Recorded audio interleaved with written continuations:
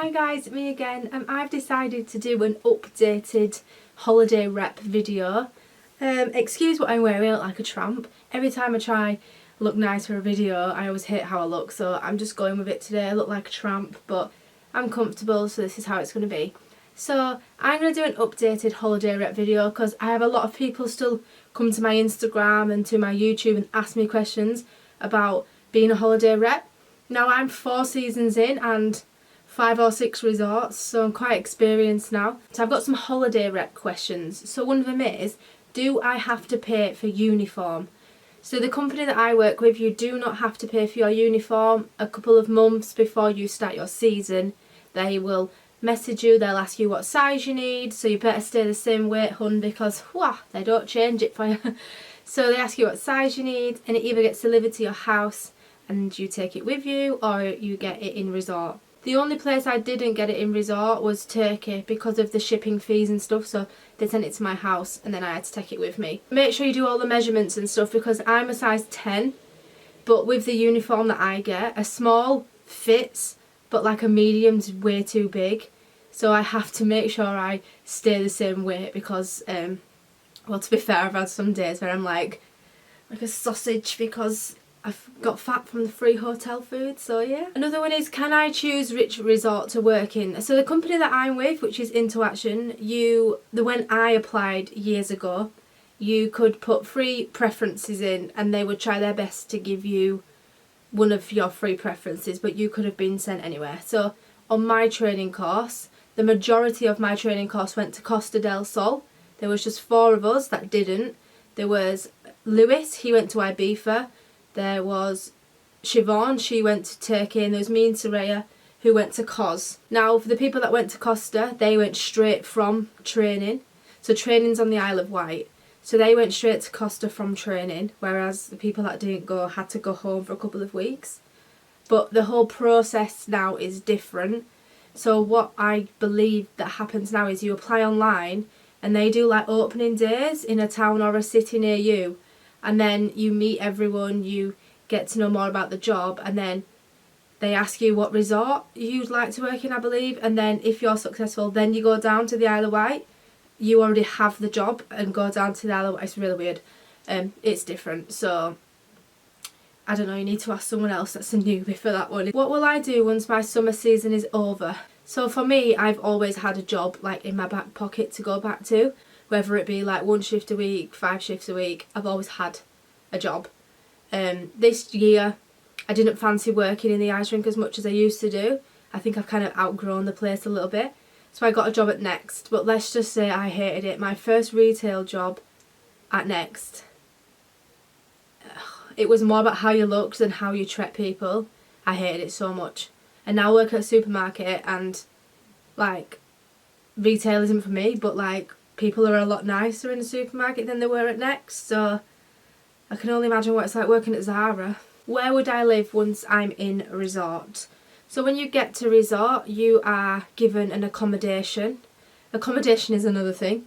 So you're given some accommodation. In the company that I'm with, I believe it's like you have to live, is it 25 to half an hour, 25 minutes to half an hour away from where you work in order for them to supply travel, I think. But usually where you live's always within somewhat of walking distance. The only time it wasn't was when I worked in Turkey. They supplied a bus to and from work which had time schedules, which was good. Montenegro was quite far away and I bought a bike because I was like, I ain't walking every morning, it was just too far. They didn't supply a bus. Anyway, I never used my bike, became really pally with the taxi man, and all of us used to squish into a 7-seater to go to work in the morning, and it cost us like €5 between like 7 of us, so yeah, never. I think the way we did it is some people paid one day, some people paid the next. So yeah, and like I said with accommodation is really what you make of it. So do not go into your accommodation hoping for niceness, because some of the places I have lived, so it honestly is what you make it. On my first season I walked in and obviously being a newbie I didn't know what to expect, and I was like, what the fuck? So anyway, I went in, I got my stuff settled, take a lot of home comforts, take pictures. I take fairy lights all the time. I take a blanket. I've got this one orange blanket that's been with me to every country I've been to. I take fairy lights pictures, and then as soon as you can, once you are there, go shopping. Most countries that I've worked in have like Chinese shit shops, which is just like local shops that sell tat basically, but you can get some really good stuff from there. So I buy duvets, duvet covers to like make your room something fancy. I buy, like, in my first ever accommodation I had my own kitchen, so I had a double bed space, then I had my own kitchen and a bathroom. The bathroom was the worst thing ever, like, oh my god, I'd probably been cleaner in a horse's trough. But anyway, I made it as homely as I could. I had a kitchen, so I was blessed with a kitchen. I grin and bared my bathroom, but it truly is what you make of it, so make sure you bring stuff that make you feel homely. In my second resort in Turkey, that was well nice. It was like an old like hotel, and we all just like lived in the old hotel, so it was like there was like a kitchenette, so it wasn't a full kitchen, but there was enough to wash up and buy a hot stove, because one thing I like to do is make it so homely, so I'll actually buy like a hot plate, so I don't always have to go out and eat and stuff like that. I like to cook, so I had a hot plate, and then I'm trying to think now, I had a balcony which opened up onto a bigger veranda, which was nice. It was really good to watch the thunderstorms as well, actually. I really did like my resort in Turkey, and the bathroom was nice. Like, not that I spend my time rating bathrooms, but like it was a lot nicer than my first season. Montenegro was Montenegro's accommodation. Let's just we ain't gonna talk about that one, because my god, we ain't gonna talk about that. I ended up in Tunisia, and Tunisia's accommodation's tiny, like tiny, but it was like a brand new like whitewashed plastered room, and everything was like new in it, but it was just tiny, probably smaller than my bedroom now, and this is, I can't deal with this.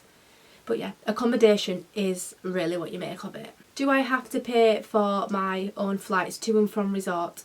Now, the company that I'm with, Induction, you do not have to pay for your own flights. They supply flights to and from, so from the beginning of the season to the end of the season, they supply you with your accommodation, and if you're lucky, the majority of all hotels you will work in supply food.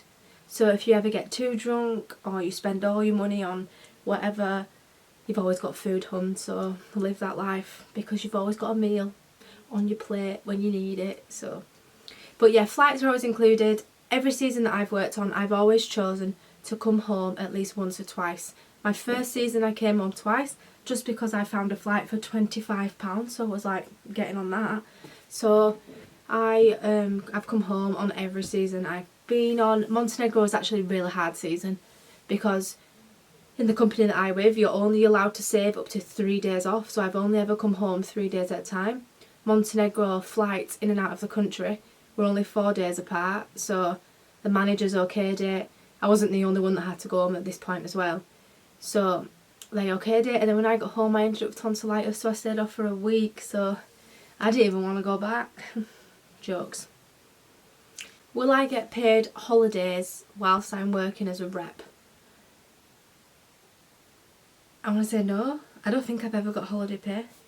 Bitch, you're on holiday anyway, just enjoy it. What happens during my induction course once I am recruited? Recruited. So when I went down, it was different, like I said, but when I went down to the Isle of Wight, I'd not met anyone, I didn't know anyone, so I just went in like, I was really shy, but when I'm over shy, I overcompensate. But when I went down, I knew nothing. You meet up, we have to go to the Isle of Wight, so they meet you in Southampton or Portsmouth.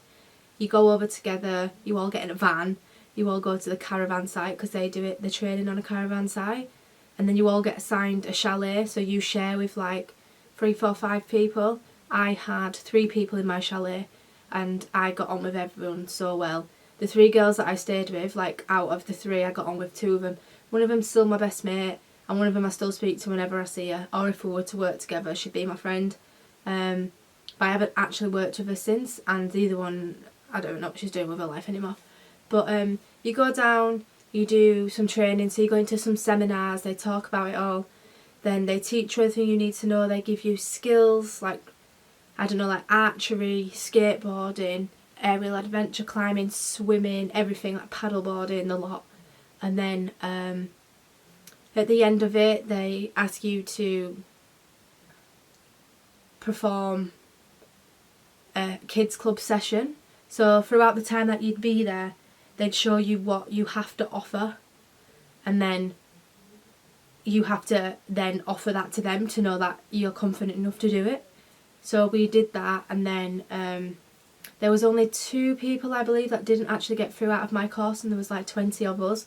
So it's really good fun. Honestly, the biggest thing I can say is just enjoy it. Whether you're unlucky enough to like not get it, or if you're lucky enough to get it, just enjoy it. It's so good. I can't speak another language. Can I still become a holiday rep? The answer is yes, you can, depending on what company you go with. So the company that I'm with, you can you don't have to speak another language. Some other companies do prefer it. I was offered a supervisor job with another company, and they preferred for you to speak different languages. Now I know like an intermediate level of Turkish and a basic level of Spanish, so that was great. Obviously that contributed to me being able to get the job. I had to turn that down because they couldn't place me and my boyfriend in the same resort. So, because he got a manager and I got supervisor, and we couldn't be placed in the same resort, and we obviously aren't going to separate knowing that we have a job together now. It's obviously not in a higher position, but yes, you can become a rep. Just being English. What is the maximum age I can apply to be a holiday rep? Now, I don't believe there is a maximum age, if I'm honest with you, because I've worked with a couple of older women. I'm not going to say old women, older women. Women that have had kids and, you know, decided that they want to do what they didn't get the chance to do when they were younger. So, and it's really nice to have different ages of people, because sometimes when you're away you miss your mum, you miss your parents. So having an older, I've never worked with an older man, so having an older lady on the team, it's really nice because you get that kind of advice and motherly figure to have around, just to make you feel more like at ease. So there isn't like a maximum age limit. I think naturally people just decide to divert off at around like 27 to 30 maybe.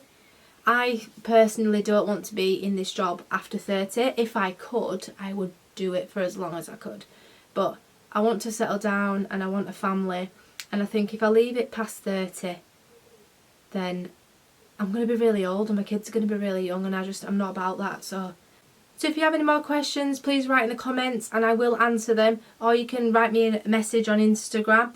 Over the years, I've had numerous people message me about the company that I work for, and the majority of them now all work for Interaction or have worked for Interaction. So, must be doing something right.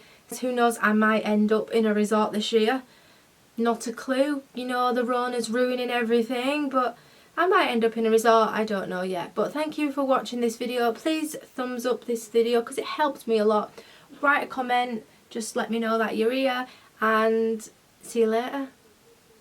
Adios, amigo. I'm so awkward on camera, like, bye.